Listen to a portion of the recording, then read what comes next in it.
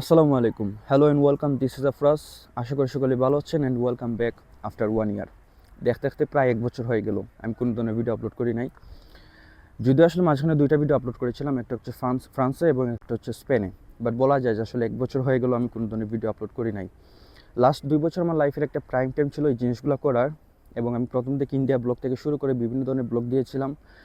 কিন্তু আসলে লাস্ট 1 বছর আমার ইচ্ছা থাকা সত্ত্বেও কোনো একটা কারণবশত কন্টিনিউ করা হয় নাই বা ভিডিও আপলোড করতে পারি নাই। যাই হোক, আসলে কিছু করার নেই, just forgetting the past. Video বানানো আমার অসম্ভব শখের একটা জিনিস। ইনশাআল্লাহ এখন থেকে আমি আমার আগের মতো পুরো এনার্জি দিয়ে ভিডিও বানানোর চেষ্টা করব। কিন্তু সমস্যা হচ্ছে সময়। সপ্তাহে 6 দিন কাজ থাকে, এই পুরো দিনই আসলে কাজের উপরেই চলে যায়। বাকি একদিন ছুটির দিন, এই ছুটির দিন বিভিন্ন ধরনের অ্যাপয়েন্টমেন্ট, আসলে কত ধরনের যে অ্যাপয়েন্টমেন্ট থাকে এগুলো বলে লাভ নেই। বিভিন্ন ধরনের অ্যাপয়েন্টমেন্ট, বিভিন্ন ধরনের কাজ আসলে চলে যায়, এবং এভাবে চলছে জীবন, আসলে এভাবে চলছে এবং এভাবেই চলে। প্যারালালি সব কিছু চালিয়ে নিতে হবে এবং নিব ইনশাল্লাহ। এখন থেকে বিভিন্ন ধরনের ভিডিও আপলোড করার চেষ্টা করব। আর আজকের ভিডিওতে কোনো টপিক নেই এবং কোনো স্পেসিফিক কোনো জায়গাও নেই। জাস্ট অনেক দিন যাবৎ কোনো পেজে চ্যানেলে আপলোড করতেছি না কোনো ভিডিও, একদম ডেড হয়ে আছে চ্যানেল এবং পেজ। ভাবলাম অন্তত একটা ভিডিও আপলোড করি। আর আজকে আমি যে জায়গায় ভিডিও আপলোডটা করছি, এই জায়গায় ঠিক 1 বছর আগে, 1 বছরের বেশি সময় আগে, 15 অক্টোবর আমি এনাম ভাইয়ের সাথে একটা ভিডিও আপলোড করেছিলাম। সেম এই পার্কেই বসে আমি ভিডিওটা রেকর্ড করছি। 1 বছরের উপরে হয়ে গিয়েছে। আসলে একটা কথা আমার মনে পড়ছে, ফেসবুকে আমি বেশ কিছুদিন আগে দেখেছিলাম, গালিব মির্জা ওনার লেখা ছিল যে সন্ধ্যা কাটে না অথচ দিব্যি বছর কেটে চলে যায়, এরকম একটা টাইপের। তো আসলে দেখতে দেখতে 1 বছর হয়ে গেছে, আসলে আমি বুঝতেও পারিনি এই 12টা মাস যে আসলে কোন দিকে গেল, কীভাবে গেল। তো যাই হোক, আজকের ভিডিওতে আমি জানি না এনাম ভাই ভিডিওটা খুব দেখার চান্সেস আছে, বাট আমি জানি না। বাট এনাম ভাই যদি দেখে থাকেন, আসলে আমি আপনাকে মিস করছি। আজকের ভিডিওটা আমি আপনাকে পেলে আরও খুশি হতাম, কিন্তু দুঃখের বিষয় হচ্ছে যে এনাম ভাই আর নাই। মানে এনাম ভাই আমাদের সাথে আর নেই, অন্য জায়গায় আছেন, পৃথিবীতে আছেন, মানে অন্য জায়গায় শিফট হয়ে গিয়েছেন। তো যাই হোক, লেটস গো। হয়তো বা ভিডিওটা লম্বা হবে না, একটু শর্টকাট একটা ভিডিও হবে। আজকে খুব সুন্দর রোদ উঠেছে, বেশ সানি একটা ডে। এখন আজকে 5 নভেম্বর, শরৎকালের মাঝামাঝি পর্যায়ে, শীত অলমোস্ট চলে আসতেছে, মোটামুটি ভালোই ঠান্ডা লাগে। কিন্তু আজকে যেভাবে সুন্দর রোদ উঠেছে, বেশিরভাগ সময় আসলে বৃষ্টি থাকে।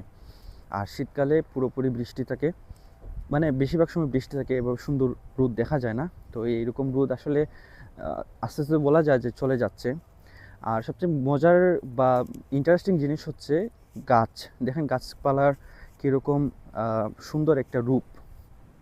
এটাকে সম্ভবত আমার পিছনে যেটাকে সম্ভবত ম্যাপল বা মাপল এরকম একটা গাছ আছে, যেটা পুরোপুরি ইউরোপে বা কানাডাতে বেশি দেখা যায়, এবং বেশিরভাগ গাছে আসলে এই ধরনের গাছ।